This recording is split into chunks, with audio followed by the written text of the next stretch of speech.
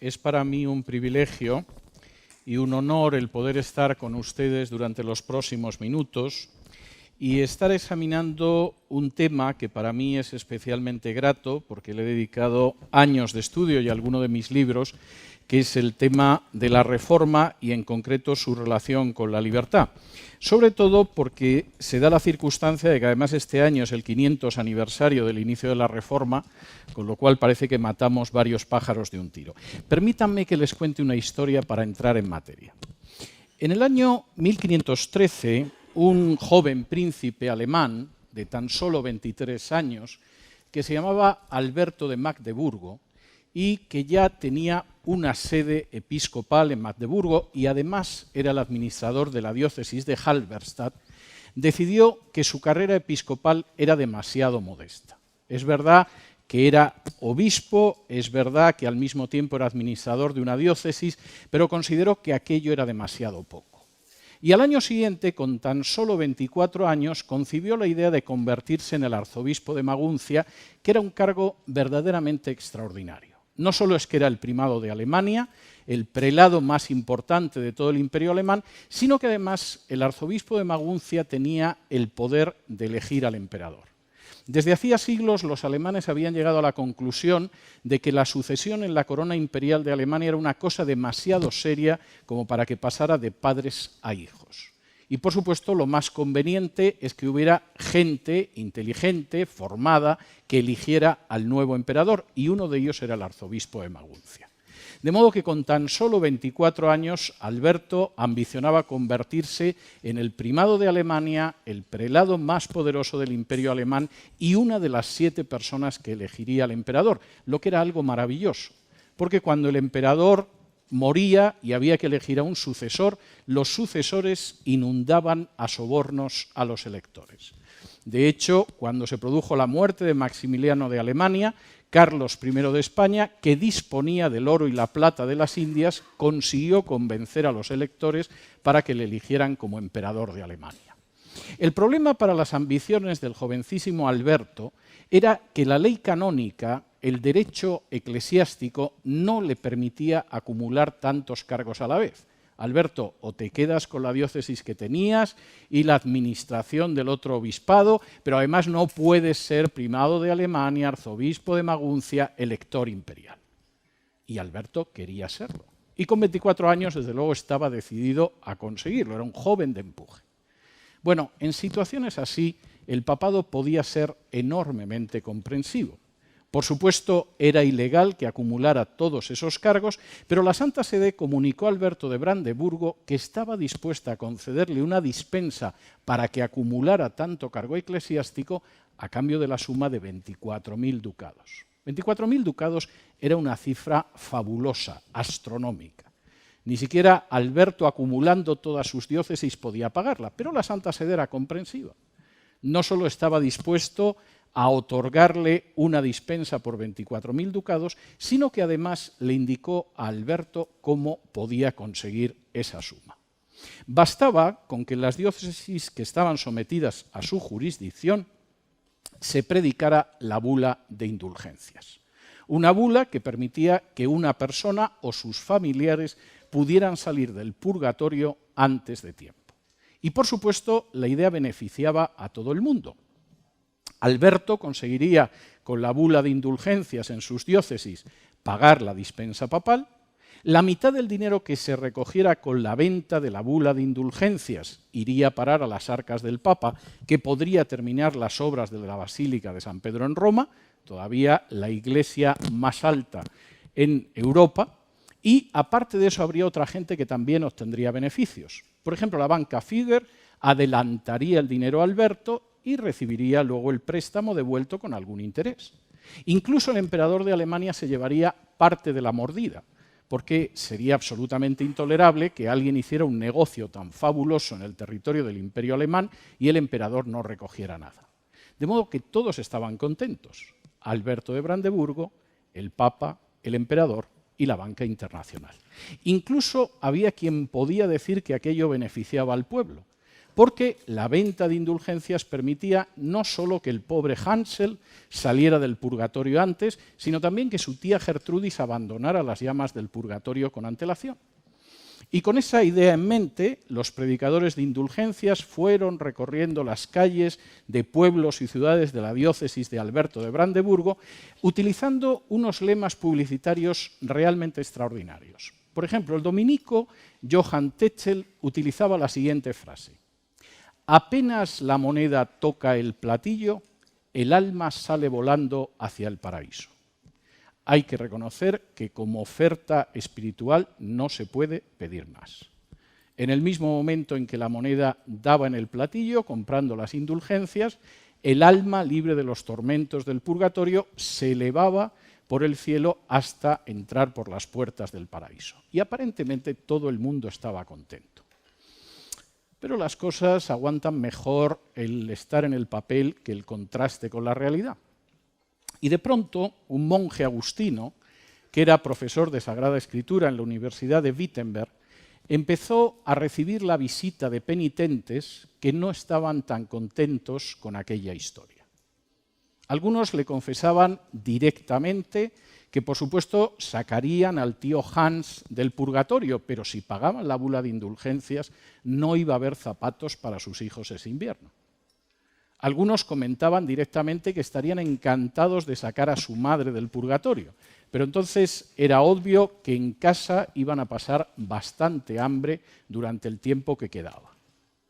De manera que Fray Martín, que era como se llamaba aquel sacerdote, empezó a sentirse inquieto.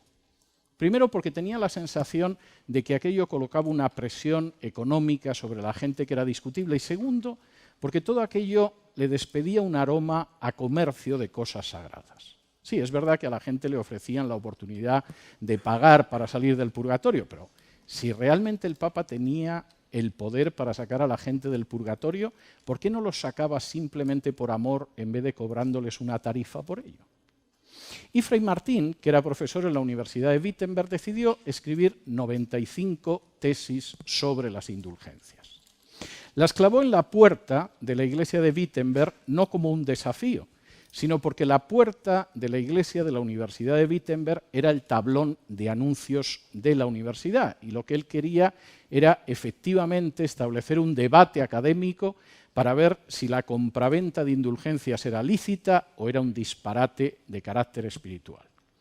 El gran problema es que cuando Martín hizo esto no se imaginaba lo que iba a venir a continuación. No hubo una disputa académica, por supuesto nadie se sentó razonablemente a intercambiar puntos de vista, sino que inmediatamente a Fray Martín lo amenazaron con la excomunión, porque además Fray Martín no solamente ponía en cuestión el funcionamiento de la venta de indulgencias, es que además sostenía posiciones absolutamente inaceptables. Por ejemplo, sostenía que el Espíritu Santo no se complacía cuando se ejecutaba a herejes. ¿A quién le podía caber en la cabeza una idea tan extravagante como para pensar que al Espíritu Santo no le encanta ver a los herejes arder en una estaca?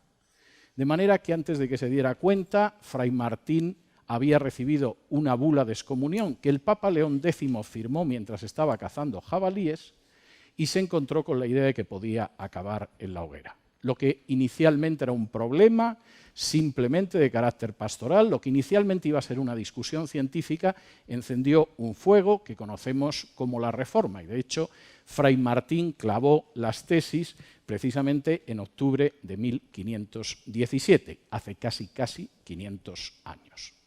La Reforma, por supuesto, provocó inmediatamente una revolución de carácter espiritual, porque además Fray Martín, como otros en otros lugares de Europa de manera independiente, decidieron que la única manera de pasar por encima de la corrupción del cristianismo en la Edad Media era volver a la Biblia. Y eso implicó mover hasta sus cimientos la cultura occidental de la fecha. De pronto, frente a la idea de que había un magisterio eclesiástico y una tradición de siglos que obligaba a la gente, el mensaje de la Reforma era que no era así, que en realidad la gente tenía que romperse las cadenas de ese magisterio eclesiástico y de las tradiciones de siglos y volver a la libertad de los hijos de Dios que aparece en la Biblia. Frente a la idea de que de alguna manera estamos sometidos a distintas instancias espirituales que hay en el cosmos y que son multitud de seres situados entre Dios y los hombres, Fray Martín y los otros reformadores insistieron en que no era así, que eso eran esclavitudes absolutamente intolerables y que el centro de la vida cristiana, por definición, lo tenía que ocupar Jesús, no cualquiera de los otros seres. Y ya en el remate, y esto parecía intolerable, frente a la idea de que la salvación la acababa dispensando una jerarquía que tenía una serie de instrumentos para que la gente, por ejemplo, cuando la moneda sonaba en el platillo, pudiera salir liberada del purgatorio, insistió en algo escandaloso. La salvación no se puede merecer, la salvación no se puede ganar, la salvación no es una especie de concurso en el que uno va ganando puntos y al final le dan el ticket para el cielo, sino que la salvación es un regalo de Dios que Jesús obtuvo cuando murió en la cruz. El mensaje inicial de la Reforma era, por supuesto, un mensaje de libertad, pero de libertad espiritual. Pretendía sacudirse las cadenas de la Edad Media, regresar a lo que había sido la predicación del cristianismo primitivo en el siglo I. Pero la Reforma no solamente tuvo un impacto espiritual, aunque ese fuera muy fuerte. La Reforma empezó a tener un impacto de enorme libertad en la sociedad en la que se movía, en cualquiera de las sociedades en las que se movía, porque empezó a recuperar una serie de valores que existían en la Biblia y que habían sido de alguna manera orillados, al menos desde el siglo IV, cuando el cristianismo pasó de ser una religión perseguida a ser la religión del imperio. Permítanme que en los próximos minutos les aborde algunos de esos temas en los que de pronto se produjo una libertad enorme de carácter individual y colectivo que vino de la mano de la Reforma. El primer aspecto fue la libertad de la ignorancia, y es algo tremendamente importante, y tengo que decir que es algo de lo que lamentablemente algunos de nuestros países no se han conseguido liberar a día de hoy. Fíjense en algunas cuestiones porque son enormemente interesantes a la hora de hablar de esa libertad de la ignorancia. En un momento determinado, la Reforma se encontró con una circunstancia que no se había planteado durante más de un milenio. Una persona en el seno de la Iglesia Católica puede ser perfectamente analfabeta, puede no saber leer y escribir y, por supuesto, se va a salvar y puede llegar a santo. No es que se recomiende ser analfabeto para ser católico, pero hay casos en los que efectivamente una persona ha subido a los altares, es objeto de culto y no necesita siquiera saber leer y escribir. Es el caso de Fray Escoba, de Fray Martín de Porres, que es un santo peruano, que lo único que hizo fue empujar una escoba, parece ser que de manera muy santa, por los pasillos y las habitaciones del convento. La Reforma, sin embargo, partía de una visión totalmente distinta. Es obligatorio saber leer y escribir, por una sencilla razón, porque su visión espiritual implicaba volverse a la Biblia todos los días. ¿Y cómo puedes leer la Biblia si no sabes leer y escribir?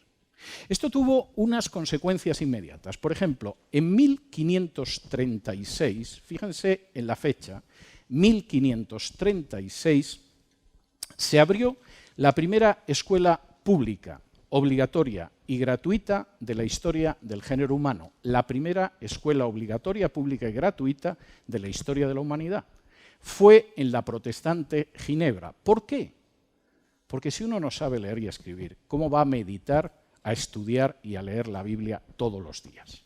No fue una excepción. En 1547, en la protestante Escocia, en la confesión de fe escocesa volvió a repetirse ese fenómeno. Si ustedes fueran, por ejemplo, al texto de la confesión de fe escocesa, van a ver que aborda una serie de cuestiones de carácter espiritual. Habla de Dios, habla de los sacramentos, habla de la salvación, habla del juicio final, pero curiosamente incluye el mandato de que en todas las poblaciones rurales se abra una escuela pública, gratuita y obligatoria para los niños. Y además aparece otro mandato más. En las ciudades tiene que abrirse una universidad. A diferencia de las universidades católicas, no son universidades centradas especialmente en la teología, no son universidades centradas en las élites o en el clero, sino universidades que se abren sobre todo al talento y a personas de toda clase social. De manera bastante notable, y esa liberación de la ignorancia fue obvia, las grandes universidades de hoy en día, piensen ustedes en Harvard, en Yale o en Princeton, fueron todas fundadas por gente inspirada por la Reforma. En el caso de esas tres universidades, por puritanos. La liberación, la libertad de la ignorancia era absolutamente esencial. Y por supuesto, en el siglo XVIII, el gran pedagogo, que fue Pestalozzi, era otro reformado y, por supuesto, podríamos seguir aumentando los ejemplos. Fíjense en lo que esto significa en términos de nuestro desarrollo histórico, porque es algo realmente muy importante. Cuando a mediados del siglo XVII los puritanos que habían abandonado Inglaterra llegaron a las costas de lo que ahora es Estados Unidos en busca de libertad de conciencia, en un barco que se llamaba el Mayflower, en ese barco, y esto es tremendamente importante, la tasa de alfabetización de los varones era de un 80%. La tasa de alfabetización de las mujeres llegaba a cerca de un 70%. La tasa de alfabetización de Guatemala, cuando accedió a la emancipación, no llegaba al 10% de la población. Y, por cierto, tengo que decir que en España no era mejor. No piensen que en la parte de España que estaba a este lado del Atlántico la gente era más analfabeta. No, tenía la misma tasa de analfabetismo de la España de la Contrarreforma que estaba al otro lado del Atlántico. La liberación de la ignorancia no se produjo. Tengo que decirles que sigue sin producirse. La liberación de la ignorancia no solo pasó por el terreno de la educación, pasó por el terreno de la ciencia. Y esto es algo tremendamente interesante, porque la Reforma, como han reconocido filósofos e historiadores de la ciencia, como Thomas Kuhn o como Whitehead, impulsó la revolución científica que conocemos en la actualidad. Y los nombres son muchos, entre otras cosas porque el método científico lo inventó un personaje que se llamaba Francis Bacon, que lo mismo escribía tratados de teología protestantes, que se dedicaba a volver al estudio de la ciencia mediante la observación directa, lo que conocemos todavía como método científico. Francis Bacon fue un personaje que no era enseñado en España todavía en el siglo XVIII. En las universidades españolas y, por supuesto, en las de Hispanoamérica, se consideraba que Bacon era un hereje. Isaac Newton, posiblemente el mayor científico de la historia de la humanidad, era otro hereje, y se seguía enseñando a uno y otro lado del Atlántico, en el Imperio Español, todavía unas ciencias naturales basadas en la filosofía de Aristóteles, siglo IV a.C. No debería de extrañarnos, por lo tanto, que personajes de lo más diverso, como Dalton, como Kepler, como Linneo, como Faraday, que por cierto sentó las bases para que ustedes ahora mismo puedan tener un teléfono móvil, tengan acceso a Internet o cuenten con un ordenador personal, aparecieran en el territorio de la Reforma y no en el territorio de la Contrarreforma. Y por cierto quisiera decirles que esa diferencia sigue todavía siendo tremenda. La libertad de la ignorancia ha significado y ha tenido, entre otras consecuencias, que de 1901 a 1990, en la lista de los premios Nobel serios, cuando digo serios quiero decir que eso no incluye el Premio Nobel de la Paz, que a veces se lo dan a Martin Luther King y otro año se lo dan a un terrorista, ni el Premio Nobel de Literatura, que hay un año que se lo dan a Miguel Ángel Asturias, pero otro año se lo dan a Bob Dylan, es decir, uno no sabe muy bien lo que se va a encontrar. Estoy hablando de los premios Nobel científicos del año 1901 a 1990, en un 86% fueron obtenidos por protestantes o judíos. En el caso de los judíos, el 22%. El otro 14% cuenta con algún ateo, algún agnóstico, algún católico o algo parecido, pero lamentablemente Para aquella parte del mundo, como es el caso de nuestras repúblicas, donde no hubo reforma sino contrarreforma, no hubo revolución científica, no hubo un esfuerzo educativo público, gratuito y obligatorio hace 5 siglos. La libertad de la ignorancia seguramente es una batalla que todavía tenemos que librar. Tampoco hubo una libertad del despotismo. Y permítanme que me detenga en esto porque también es enormemente interesante. En el año 1538, las autoridades de la ciudad suiza de Ginebra decidieron expulsar al reformador Juan Calvino de su territorio, a Juan Calvino y a sus colaboradores. Las autoridades de la ciudad suiza de Ginebra querían reforma, pero no querían tanta reforma. Les daba la sensación de que Calvino era demasiado extremo en su deseo de regresar a la Biblia. Y el hecho de que Calvino y sus colaboradores hubieran sido expulsados de la ciudad de Ginebra provocó inmediatamente una reacción de un cardenal que se llamaba Sadoleto. El cardenal Sadoleto inmediatamente envió una misiva a las autoridades municipales de la ciudad de Ginebra para que regresaran a la obediencia a la Iglesia de Roma. Y además insistió en ello, hablando sobre todo del argumento de autoridad. Era obvio que la institución papal tenía la máxima autoridad y, por lo tanto, el principio que debía de regir ese tipo de relaciones era el principio de autoridad y la sumisión a la autoridad. Las autoridades de Ginebra acababan de expulsar a Calvino, pero no eran del todo estúpidas, de modo que decidieron pedirle que escribiera una respuesta al cardenal Sadoleto. Calvino se puso a escribir la respuesta al cardenal Sadoleto, le empleó tan solo 6 días y lo que surgió fue un opúsculo, un librito, que forma parte de los textos más interesantes de la Reforma. No me voy a poner a hablar de la carta al cardenal Sadoleto, porque sé los minutos que tengo, pero sí quiero pararme en un aspecto. En la carta del cardenal Sadoleto y en la respuesta de Calvino había 2 conceptos absolutamente distintos sobre qué tiene la supremacía en una sociedad. Para el cardenal Sadoleto, la supremacía correspondía a las instituciones. El Papa, el Rey o el Emperador tenían la supremacía. Era absurdo pensar que hubiera algo que estuviera por encima del Papa, del Rey o del Emperador. Claro, Dios, pero Dios, en fin, tampoco suele intervenir todos los días en los asuntos humanos. No se le suele ver a la vuelta de la esquina. La tesis de Calvino era distinta. Su tesis era que la supremacía no correspondía a las instituciones, sino que correspondía a la ley.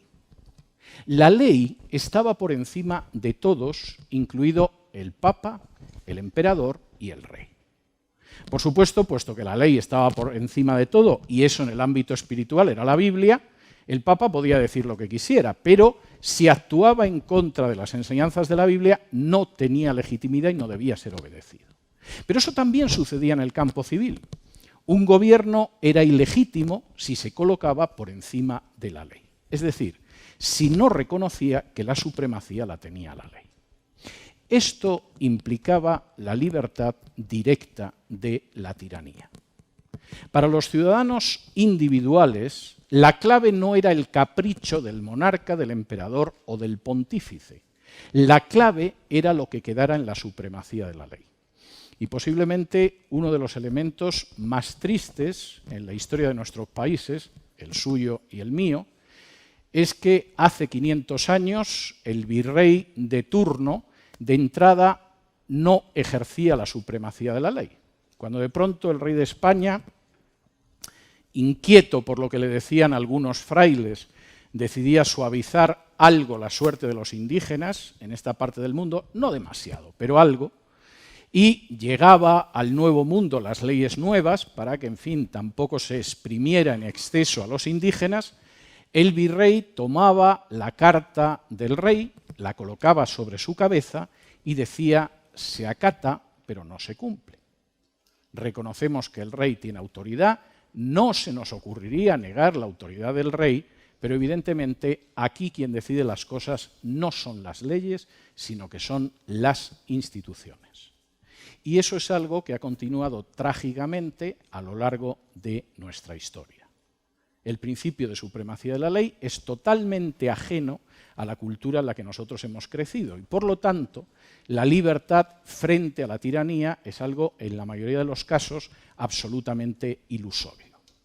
No solamente la Reforma impulsó esa libertad frente a la tiranía con el principio de supremacía de la ley, lo impulsó también con el principio de división de poderes.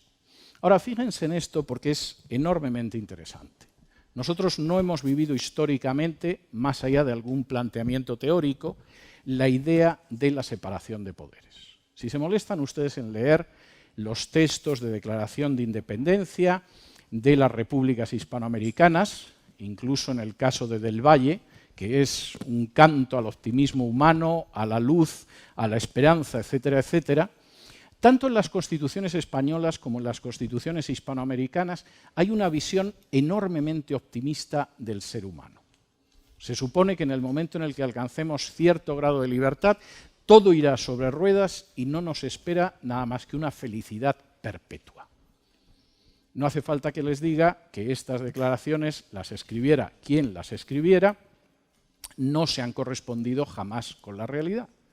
Y de hecho nuestras historias están repletas de guerras civiles, golpes de Estado, dictaduras militares, en algunos casos también dictaduras de izquierdas, pero desde luego sin principio de legalidad y sin división de poderes. ¿Por qué sucede lo distinto en la Europa y después en la América, que no fue de la contrarreforma, sino de la reforma? Porque su visión del ser humano era, si ustedes me lo permiten, bíblicamente pesimista o pesimistamente bíblica. No se hacían ilusiones con el carácter real del ser humano. No pensaban que el ser humano, individual o colectivamente, tendiera hacia el bien. Por el contrario, estaban convencidos de que el ser humano tiene una tendencia hacia el mal, tanto individual como colectiva.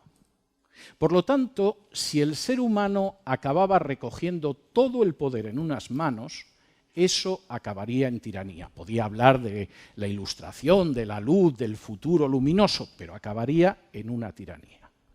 Y por lo tanto, el poder tenía que dividirse y controlarse entre sí para evitar que el régimen acabara degenerando en una tiranía. Permítanme darles un ejemplo para que puedan entender esto de manera más cabal.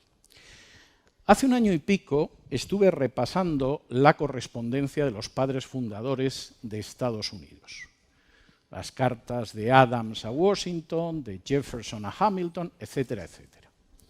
En esa correspondencia aparece continuamente referencias, es lógico en una nación de raíces reformadas, aparecen continuamente referencias a la Biblia.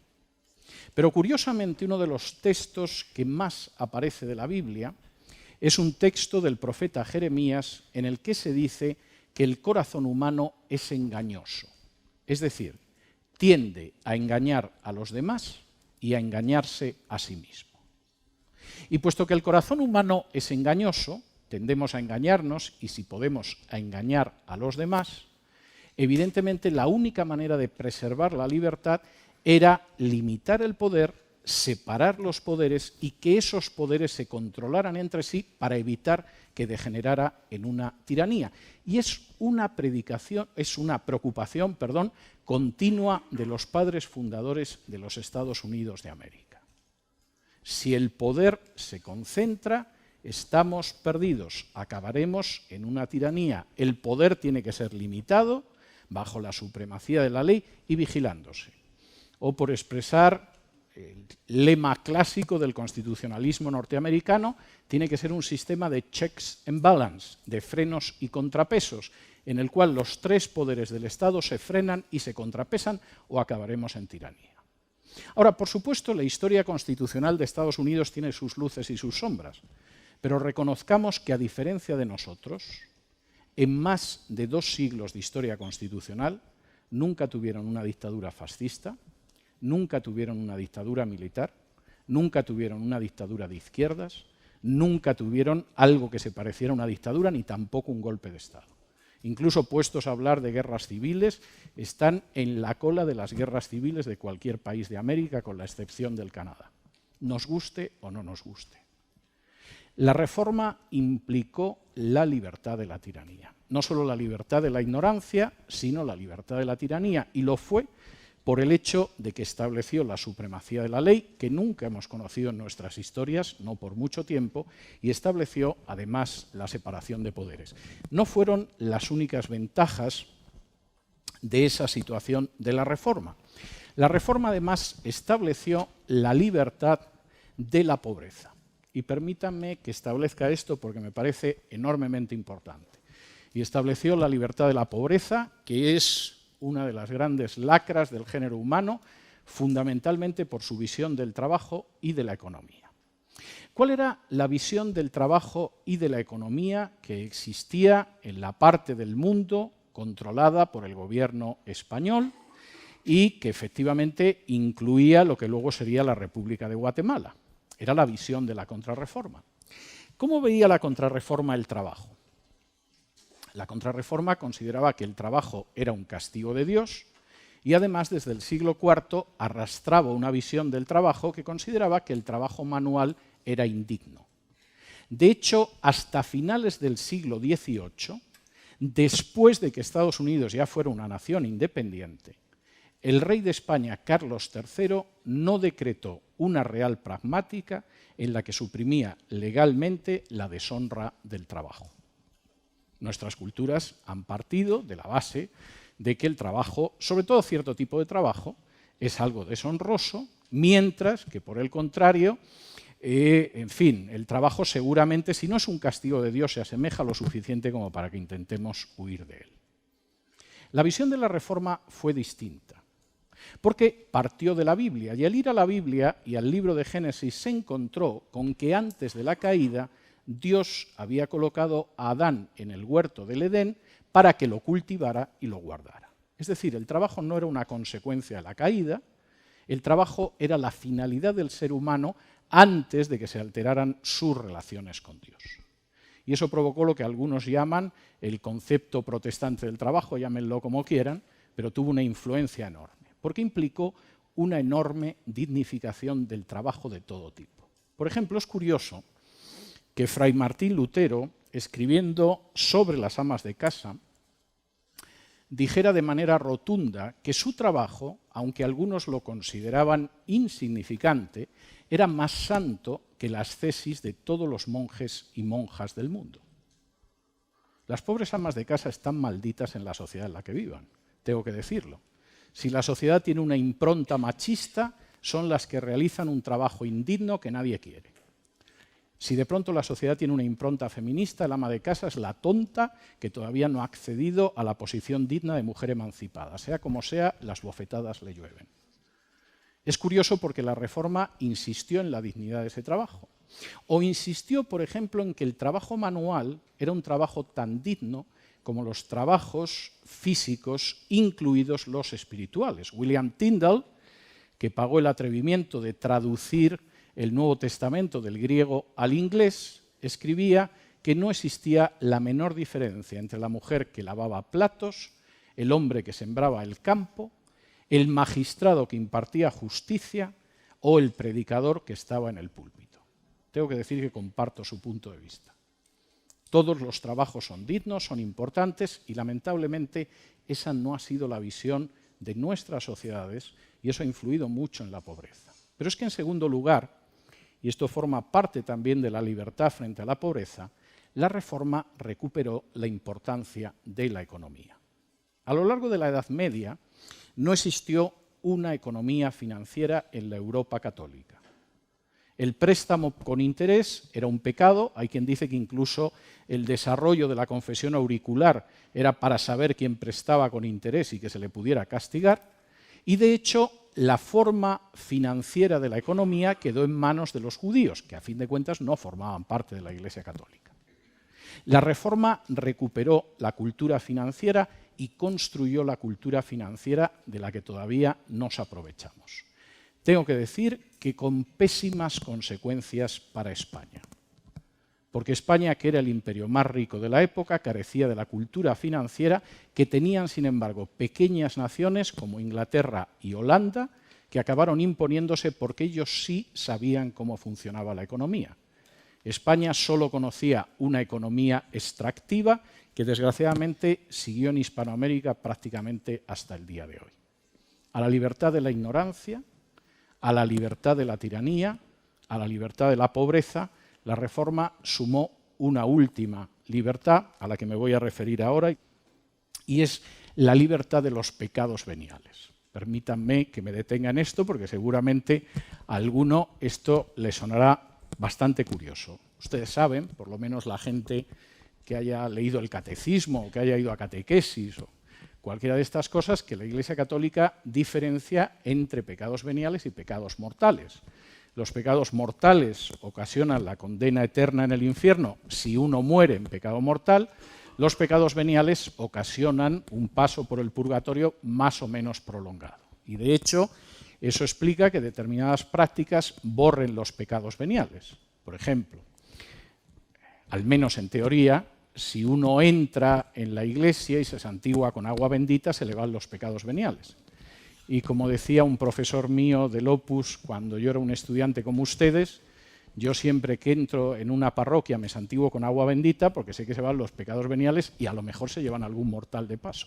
De modo que en este sentido eso es algo que forma parte de nuestra cultura. El problema es que entre esos pecados veniales están el hurto y está la mentira. En más de 30 años que he dedicado, aparte de otras cosas, a estudiar la historia de Hispanoamérica, no he conseguido hallar un solo político cuya carrera acabara por mentir.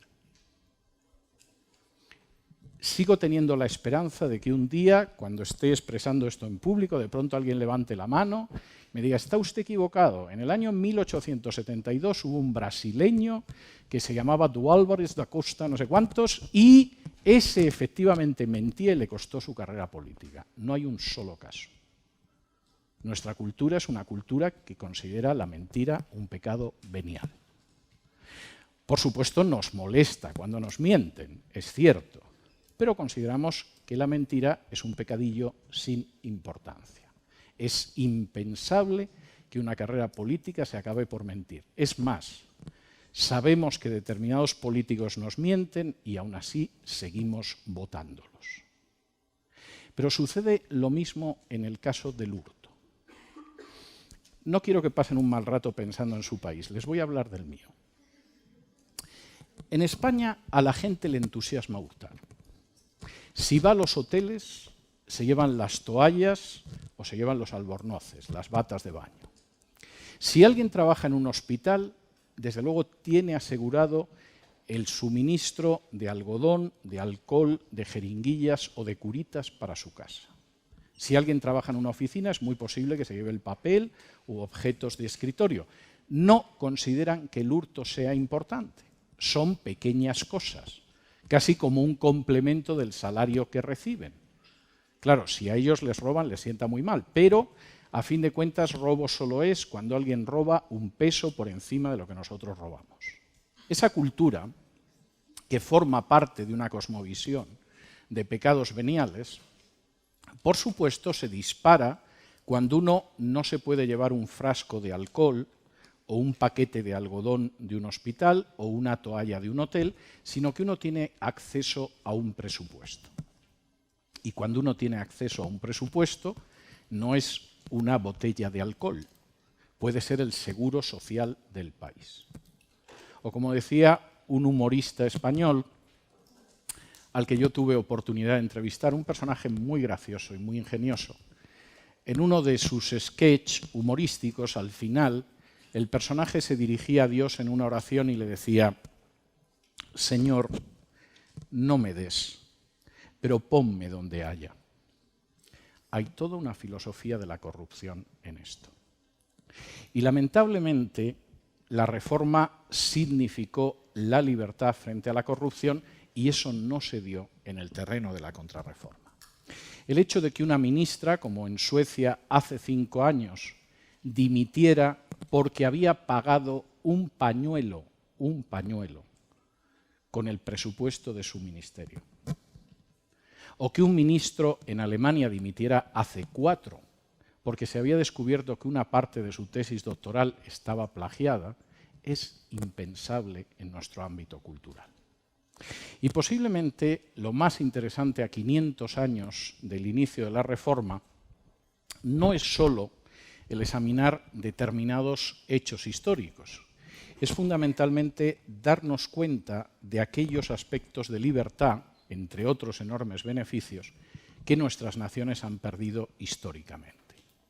Darnos cuenta de que efectivamente la libertad de la ignorancia sigue siendo una batalla que tenemos que seguir librando, darnos cuenta de que la libertad de la tiranía y del despotismo político continúa siendo una batalla más que presente a día de hoy. Es más, los riesgos para la libertad en ciertas naciones, como las repúblicas de Hispanoamérica, son enormes porque nuestras democracias son inmensamente frágiles, mucho más de lo que nos gustaría. Implica también darnos cuenta de que hay una libertad de la corrupción que es posible y a partir de aquí aprovechar ese 500 aniversario de la Reforma no como una fecha más, como el 500 aniversario del descubrimiento de América, el 200 aniversario de la Constitución americana, el centenario de la Revolución rusa, sino como un intento de examinar la historia de nuestros países, descubrir el origen de sus males, diagnosticarlos correctamente y aplicarles una cura de libertad. Muchas gracias por todo.